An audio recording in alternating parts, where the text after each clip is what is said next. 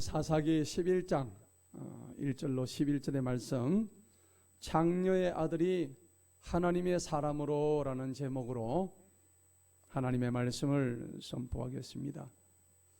우리가 구약 사사기에 보면은 이 사사시대에 위대한 인물들이 많이 나옵니다.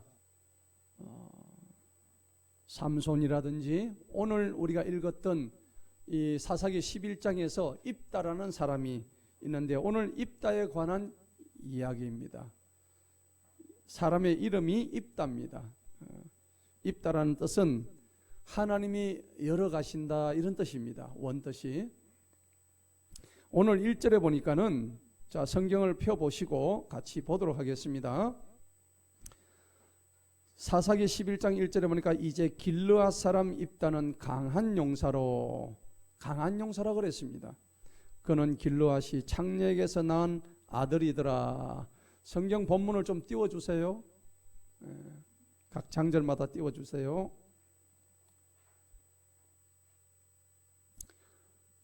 1절에 보니까 길르앗 사람 입다는 강한 용사로 그는 길르앗이 창녀에게서 낳은 아들이었더라. 자, 입다라는 사람이 창녀의 아들입니다. 창녀. 여러분들 어떻게 생각하세요? 여러분들이 창녀의 아들이고 창녀의 딸이면 어떻겠습니까? 굉장히 기분이 좋을 사람은 아무도 없겠죠. 그런데 오늘 성경의 주인공은 창녀의 아들입니다. 그 사람의 이름이 입다라는 사람인 것입니다.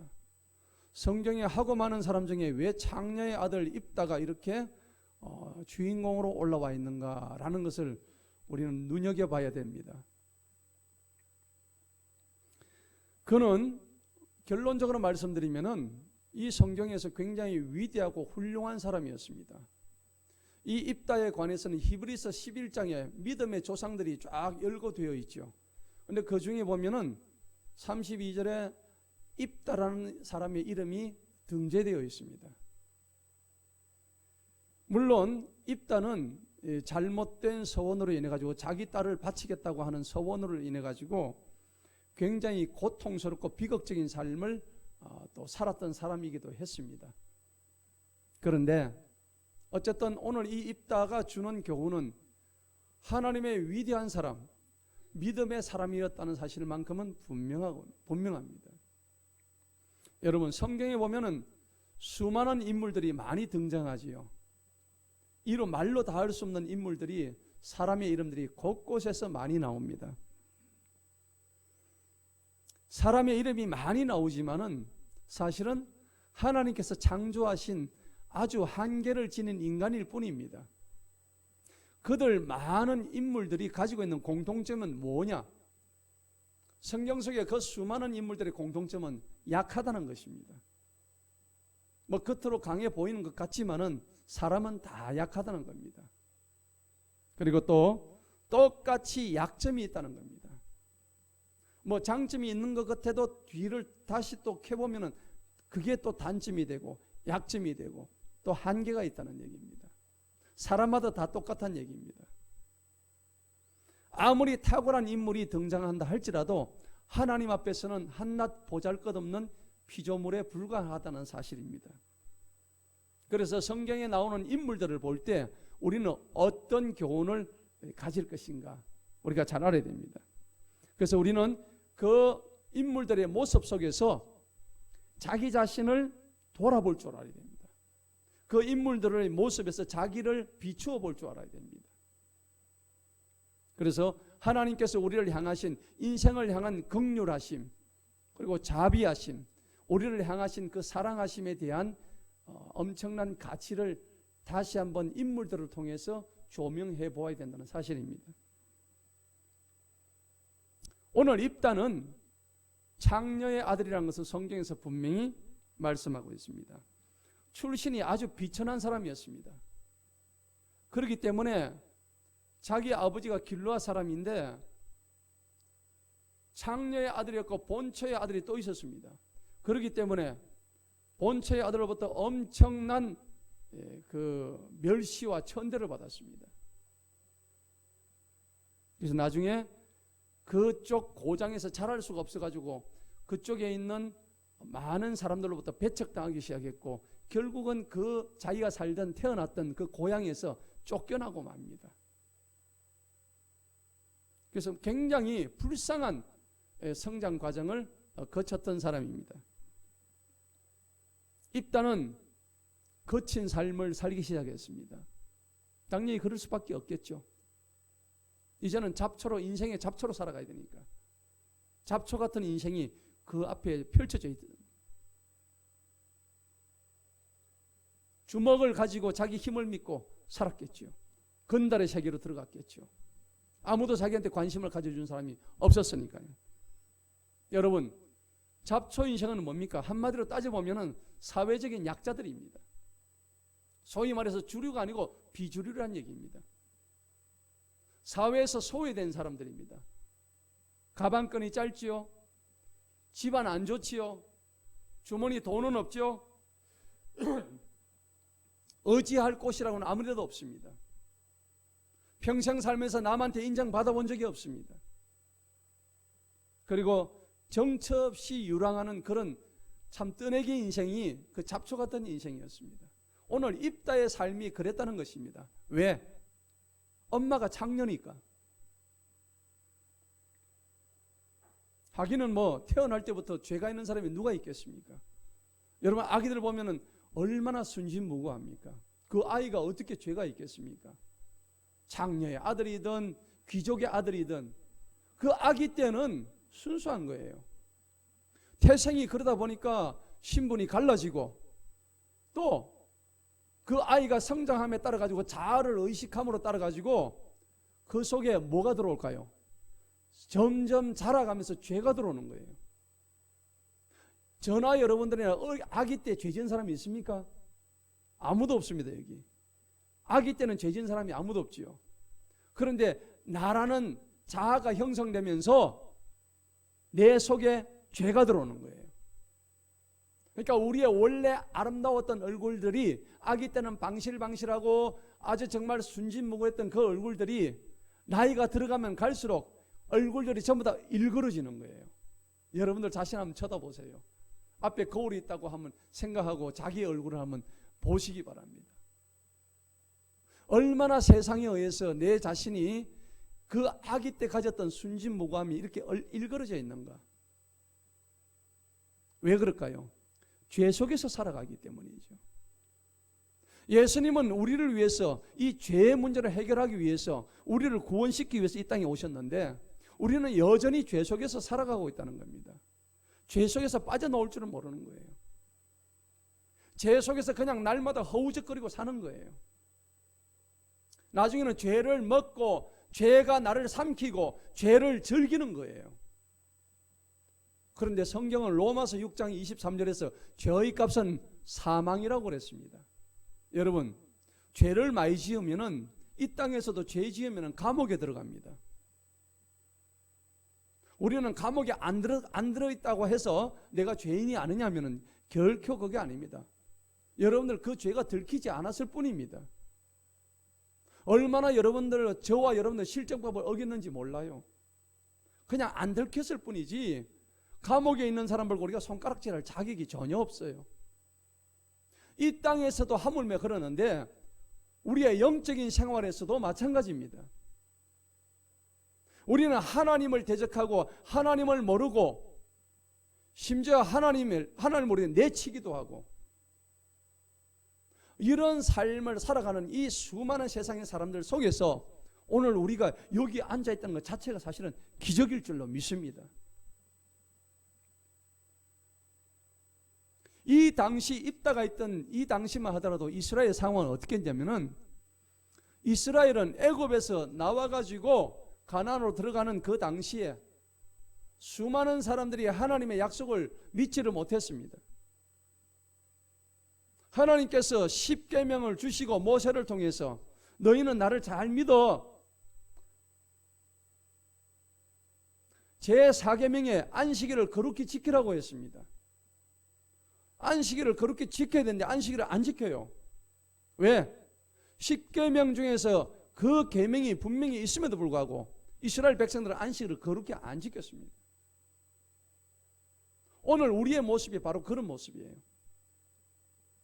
지금 길거리에 수많은 사람들이 있지만은 저 사람들 중에서 교회를 한 번이라도 댕겨본 사람이 얼마나 많을까요?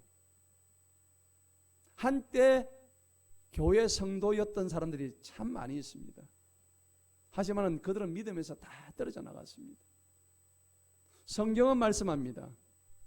너희가 종말의 안식의 자리에 있지 못하면 지옥에 떨어진다고 말씀하십니다. 여러분, 안식은 우리에게 주어지는 가장 행복하고 가장 궁극적인 가치인 줄로 믿습니다. 그것은 바로 구원의 은혜예요. 물에 빠져서 죽어가는 사람한테는 그 사람을 어찌했든 건져내주는 은혜가 있어야 된다는 겁니다. 오늘 이스라엘의 상황도 마찬가지입니다. 하나님을 믿지 않고 전부 자기가 다 잘났다고 나대고 있는 이 세상에서 이 사사들이 나타나가지고 이 각 지방, 이스라엘이라는 이 왕조가 형성되기 이전에 그 지방을 다스리고 있던 시대였습니다. 오늘 이 사사기 10장에 보면은 사사 야일이 죽습니다. 죽고 난 뒤에 이스라엘 자손들이 하나님 앞에서 다시 악을 행하는 장면이 나와요. 자, 그러니까 사사기 10장에 보니까는 10절을 보시기 바랍니다.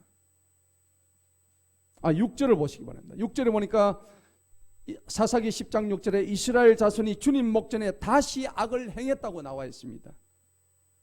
어떤 신을 믿었느냐?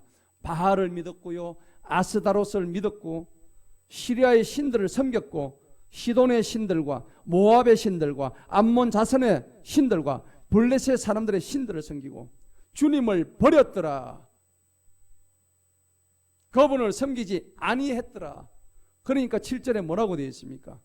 10장 7절에 이스라엘에 대한 주님의 분노가 격렬하셔서 주님께서 그들을 블레셋 사람들의 손과 암몬 자손의 손에 파셨더라. 하나님의 말씀을 듣지 않는 백성은 하나님께서는 다른 믿지 않는 백성들을 동원해서 그 하나님의 백성들을 그냥 가만히 안 두십니다. 오늘 이렇게 매를 들어가지고 완전히 이스라엘 사람들이 얼마나 힘들게 하는지 9절을 보시기 바랍니다. 사사기 10장 9절에 보니까 또한 암몬의 자손이 요르단을 건너와서 유다와 베냐민과 에브라임의 집을 침으로 이스라엘의 심히 고통을 당하였더라. 하나님의 백성이 하나님의 말씀을 듣지 않을 때는 이렇게 심히 하나님이 분노하시고 격렬해서 고통을 주신다는 사실을 우리는 알아야 됩니다.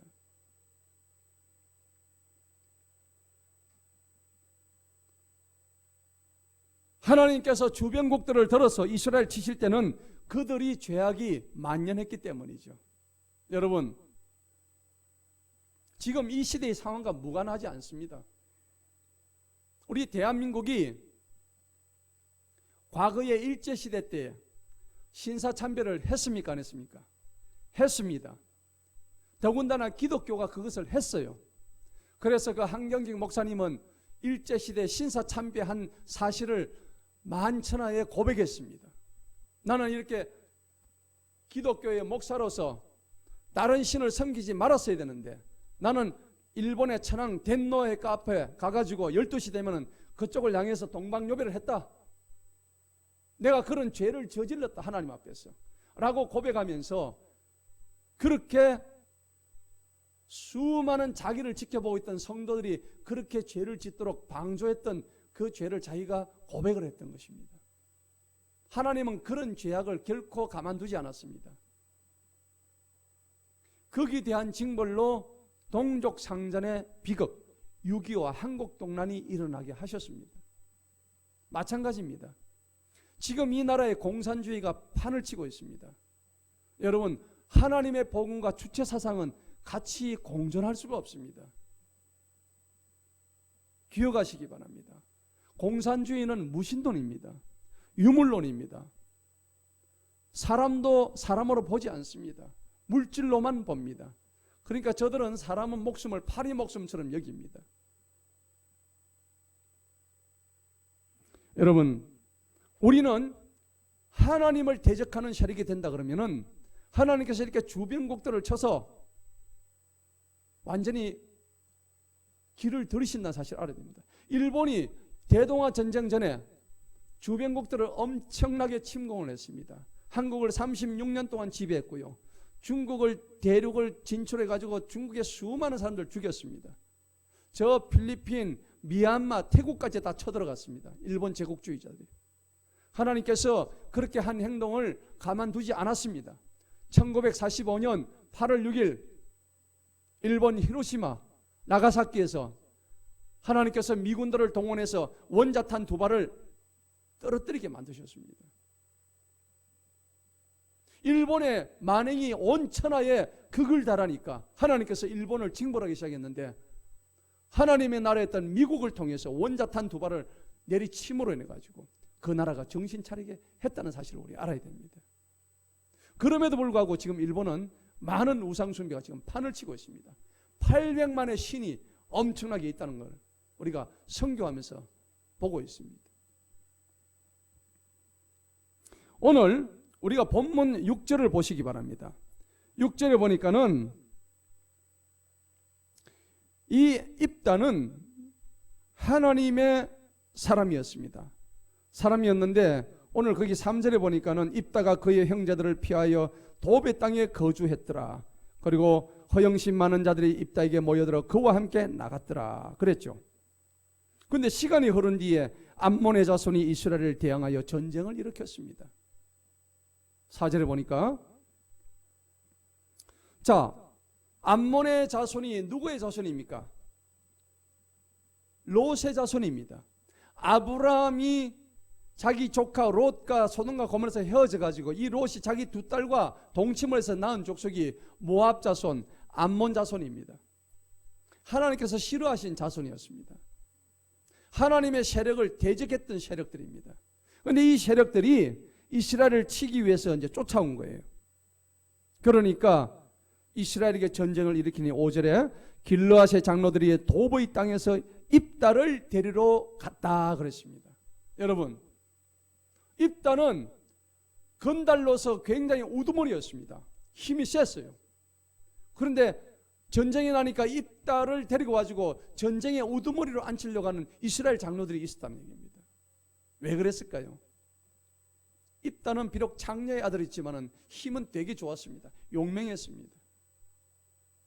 그런 그를 불러서 이스라엘을 구해달라고 저들 장로들이 와가지고 옛날에는 쫓아놓고는 이제는 입다를 도로 불러러 온 거예요.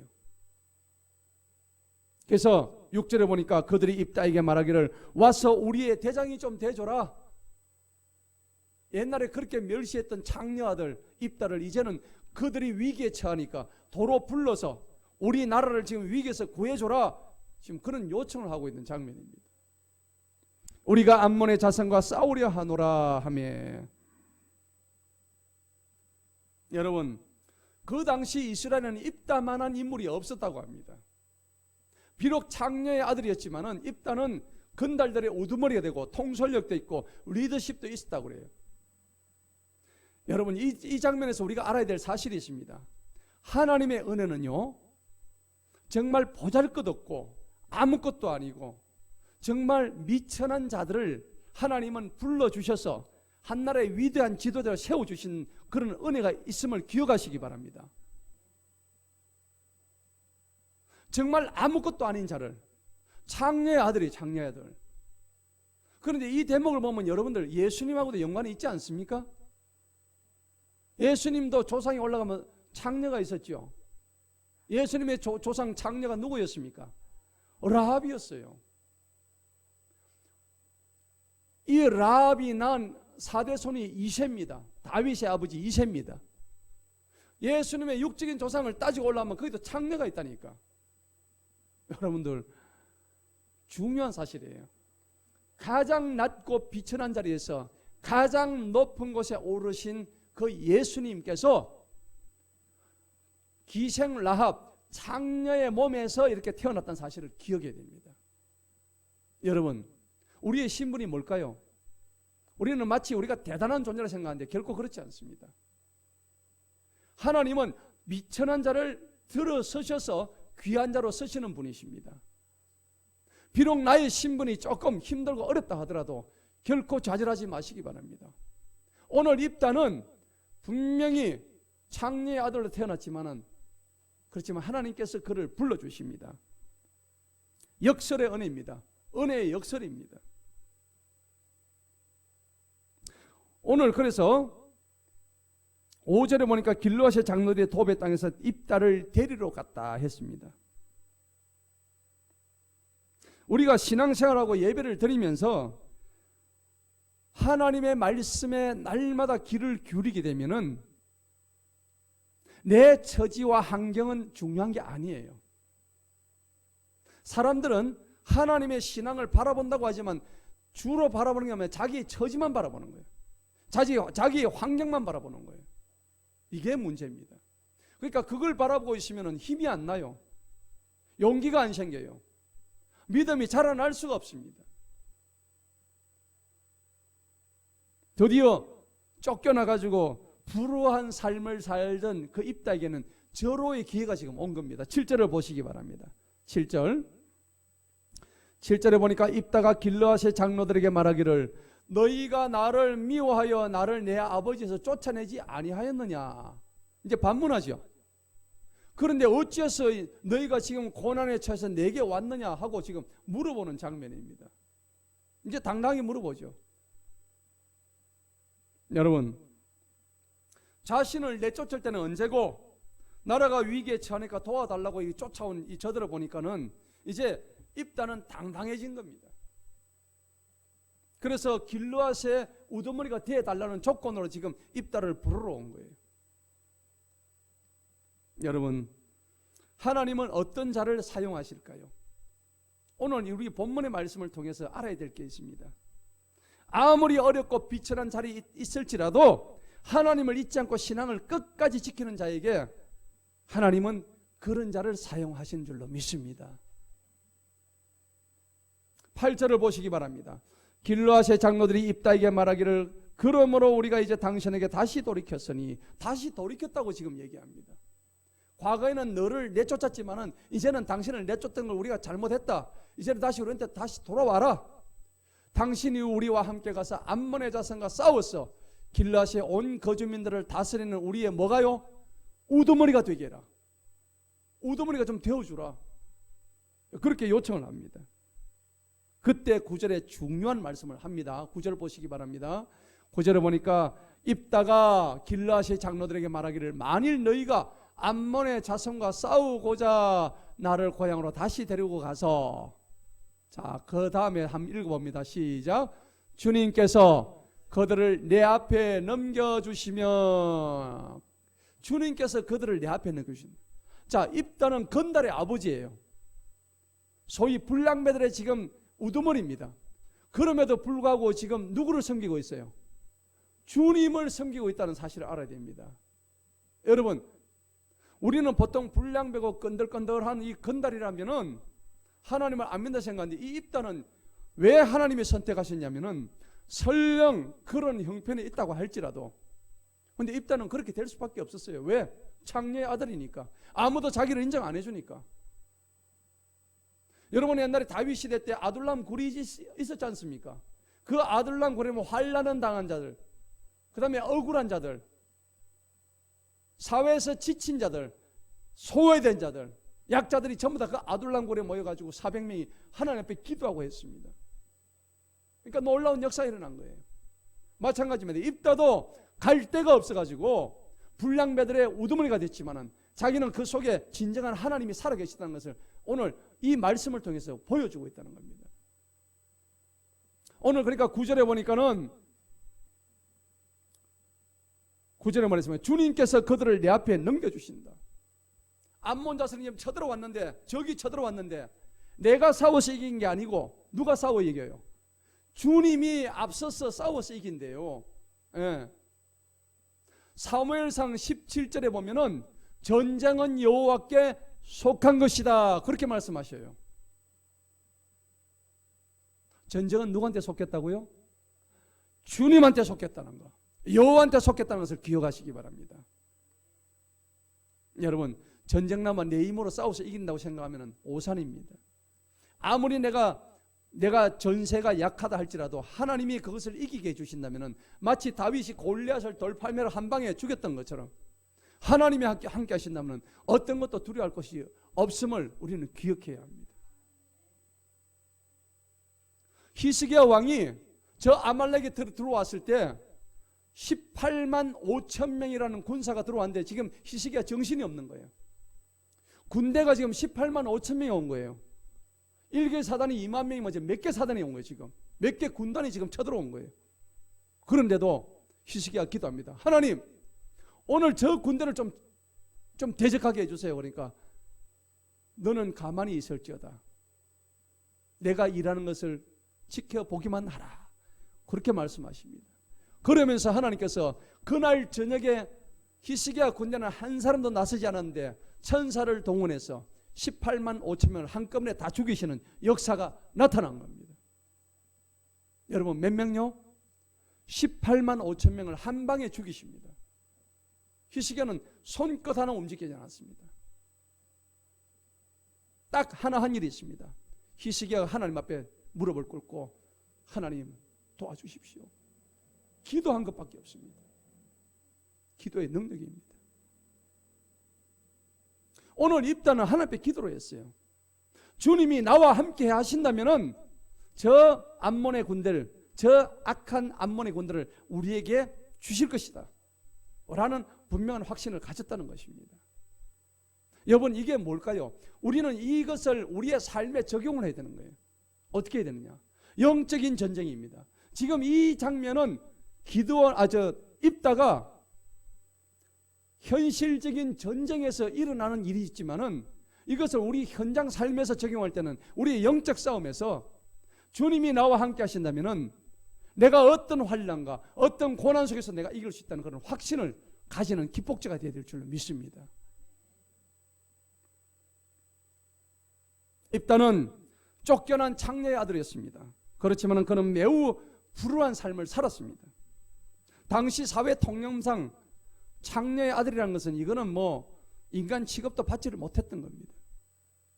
그럼에도 불구하고 그에게는 하나님을 믿는 신앙이 있었기에 한 나라의 지도자가 될 수 있었다는 사실을 우리는 기억해야 됩니다. 여러분, 나는 지금 어떤 상황에 있습니까? 자신을 비관하지 않았습니까? 좌절하거나 낙담하거나 실패 때문에 힘을 잃고 있지 않았습니까? 절대 그럴 필요가 없습니다. 오늘 입다의 교훈을 우리가 가슴 속에서 성경을 통해서 우리가 말씀 속에서 우리가 가슴 깊이 새기기만 한다면은 입다의 경우처럼 우리는 하나님이 나와 함께 하심을 가지고 저 암몬 족속의 모든 군대를 한 방에 쳐부수는 거예요. 그건 내 능력이 아니에요. 누구의 능력입니까? 하나님의 능력인 겁니다. 그 능력을 받으시기를 축원합니다. 여러분, 입다는 하나님께 믿음으로 기도하는 진실한 성도였습니다. 진실한 신자가 사람들에게 천대받고 멸시받고 고독한 중에서도 신앙을 끝까지 지켜나간다면 하나님께서는 그를 높여주시는 때가 반드시 온다는 것을 우리가 알아야 됩니다. 여러분, 창세기 37장에 보면은 요셉은 자기 형들에게, 배달하는 형들에게 다 팔려버렸습니다. 그래서 애굽에 가서 보디발의 집에 가서 종살이를 시작했던 거예요. 그런데 하나님께서 그를 들어 세셨습니다. 옥중에 갇혀서 종살이하고 있던 그 요셉이 하나님께서 함께 하심으로 말미암아 하나님은 요셉을 들어서서 애굽의 총리가 된 거예요. 나중에 어떻게 됐습니까? 먹을 양식이 없어서 자기 형님들이, 자기 아버지 모든 사람들이 먹을 것이 없어서 양식을 찾아 애굽에 왔더니 자기 동생인 줄도 모르고 와서 그 동생 앞에서 무릎을 꿇고 그 은혜를 구하고자 절을 했던 사실을 우리는 기억할 것입니다. 가장 비천한 자리에서, 가장 힘든 자리에 있을 때에 하나님 이름을 부르시기 바랍니다. 미가서 7장에 보면은 7절 8절 이런 말씀이 있습니다. 그러므로 나는 주님을 바라보며 나는 내 구원의 하나님을 기다리나니 나의 하나님께서 나를 들으시리로다. 오 나의 원수여, 나를 대적하여 기뻐하지 말라. 내가 넘어진다 하여도 일어날 것이요 내가 어둠 속에 앉을지라도 주님께서 내게 빛이 되시리라. 그렇게 말씀하시는 거예요. 여러분, 입다를 내쫓았던 그 길르앗의 장로들은 이제가 전세가 역전되어서 입다를 이스라엘의 최고 지도자로 모시게 되는 그런 것을 하나님께 약속까지 합니다. 자, 그래서 11절을 보시겠습니다. 마지막 절을 보니까는 입다가 길르앗의 장로들과 함께 가니 백성이 그를 자기들을 다스릴 우두머리와 대장으로 삼더라. 입다가 미스바에서 주님 앞에 그의 모든 말들을 고하니라 그랬습니다. 여러분, 입다는 자기의 모든 심중에 있는 말을 주님한테 고했습니다. 그런데 우리는 어떻게 합니까? 내 속에 있는 말들을 주님한테 고하지 않습니다. 누굴 의지합니까? 사람을 의지합니다. 하나님한테 와서 이 자리에서 기도해서 하나님께 문제를 해결해달라고 구하는 것이 아니라 사람들을 찾아갑니다. 그리고 잡신들을 찾아갑니다. 그러면 그게 해결이 될까요? 해결되지 않습니다. 오히려 하나님의 진노하심과 경노하심을, 분노를 불러일으키는 역사만 나타나는 것입니다. 결론적으로 그러면 이 암몬 족속은 입다에 의해서 어떻게 됐을까요? 무참히 깨지고 말았습니다. 오늘 본문 말씀 보시기 바랍니다. 11장 보시기 바랍니다. 32절 33절입니다. 입다가 암몬의 자손에게 이르러 그들을 대적하여 싸우더니 주님께서 그들을 입다의 손에 어떻게 해요? 넘겨주셨습니다. 지가 잘해서 싸운 게 아니에요. 지가 능력이 있어서 이긴 게 아닙니다. 하나님께서 암몬 족속을 입다의 손에 다 넘겨주신 거예요. 오늘 분명히 넘겨주셨다고 얘기되어 있죠. 그러면서 그가 아로에르서부터 그들을 쳐서 민리세 이르기까지 성읍 20개와 포도원의 평지까지 큰 살육을 행하였더니 암몬의 자손이 이스라엘 자손 앞에서 정복되었더라. 아멘. 정복된 거예요. 입다가 잘해서 그런 게 아니에요. 하나님을 믿었더니, 하나님만 의지했더니 모든 군대들을 완전히 깡그리 무너지게 하신 거예요. 입다는 성경에서 어떤 인물로 평가되고 있을까요? 히브리서 11장 32절에 보면 그는 대표적인 믿음의 조상들로 지금 언급이 되어 있습니다. 그는요, 창녀의 아들에서 그리고 건달들의 우두머리로, 또 그 다음에 그 지방의 장관으로, 나중에는 사사로, 최종적으로는 그 믿음의 조상들까지 되었던 사람입니다. 대단한 사람입니다. 하나님은 창녀의 아들이 하나님의 사람으로 변화됐다는 것을 오늘 성경에서 말씀하고 있습니다. 하나님께서 입다를 어떻게 세우셨을까요? 입다는 생각해보면 한이 많은 사람이었습니다. 내 처지가 왜 이럴까? 나는 왜 이렇게 살아야 될까? 날마다 고민했을 것입니다. 평생 창녀의 자식으로 살아가야 되나? 아버지 기업도 받지 못하고, 그리고 쫓겨났습니다. 고향에서. 상처투성이의 삶이었습니다. 남하고 만나서 대화도 나눌 수가 없었습니다. 그렇지만은 그런 그를 하나님께서는 이스라엘을 구원하실 자로 하나님께서 세우셨다는 사실을 기억하시기 바랍니다. 영웅으로, 민족의 지도자로, 믿음의 선조로 세우셨습니다. 아마도 그는 자신한테 만약에 그러한 군대를 동원할 기회가 주어졌으면, 하나님을 믿지 않았으면 평생 자기를 내쫓았던 그 동료들을, 그리고 그 장로들을 아마 죽였을 것입니다. 그렇지만은 입다는 그렇게 하지 않았습니다. 세상에 대한 분노가 있었겠지만은 그는 민족을 위해서 나아갔습니다. 왜 그럴까요? 하나님이 그 속에 함께 계셨기 때문입니다. 그래서 사사가 될 수 있었던 겁니다. 어제 제가 창원에 새삼교회를 갔습니다. 가니까는 한 청년이 찬양을 하고 리드를 하고, 또 그 다음에 설교를 하는데, 한 청년이 설교를 하는데 이제 고작 나이가 24살이에요. 24살밖에 되지 않은 청년이 그냥 일반 청년인데 설교를 하는데, 그렇게 설교가 은혜되는 설교가 했다고 그래요. 근데 그 청년은 하나님께서 크게 쓰시는 그런 리더로서 지금 성장하고 있는데 교통사고가 크게 2번이 났는데도 불구하고 하나님은 그런 고난 가운데서 그럼 장애를 좀 가지고 있음에도 불구하고 하나님께서 그 청년을 들어주셔서 지금 크게 사용하고 계신다는 겁니다. 이번에 12돌 선교의 밤 때 그 청년이 찬양 리더로 나와서 찬양을 하게 될 겁니다. 여러분들 보시게 될 겁니다. 얼마나 성령 충만한 하나님의 아들인지 보시게 될 거예요. 정말 아무것도 아닌 우리들을 들어서시는 하나님의 놀라운 기적이 우리의 삶을 지배하시기를 축복합니다. 하나님께서는 나를 어떻게 세우셨을까요? 나는 무슨 큰 대단한 학력이 있는 것도 아닙니다. 그렇다 대단한 지식이 있는 것도 아니에요. 돈이 있는 것도 아니에요. 집안이 좋은 것도 아닙니다. 그렇지만은 입다를 세우시는 하나님을 바라보게 되면 나를 또한 세우시는 그 은혜에 감사하시기 바랍니다.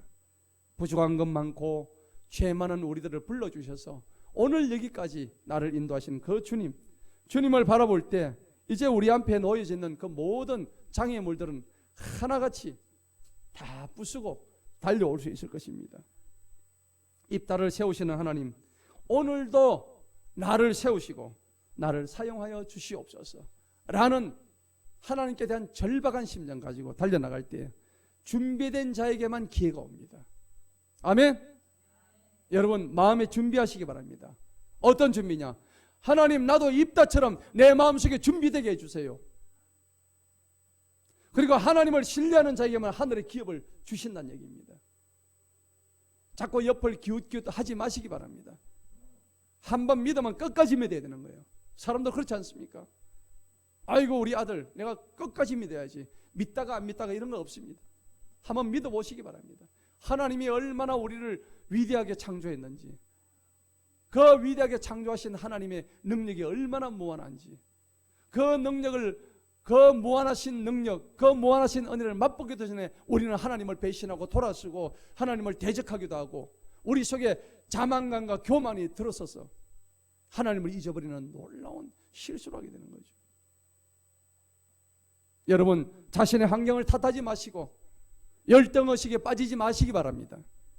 용기와 믿음으로 하나님만 바라면 반드시 하나님께서는 기회를 주실 줄로 믿습니다.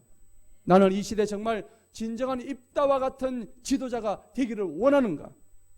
그리고 나는 올바른 비전을 갖고 이 민족을 살리겠다는 입다의 비전을 가지고 정말 나는 살아가고 있는가? 이 시대 청년들은 다시 한번 자신을 돌아보시기 바랍니다.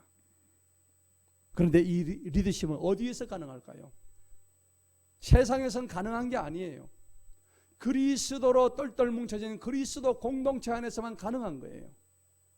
여러분 기억하셔요. 예수 안에 있을 때만 구원받습니다.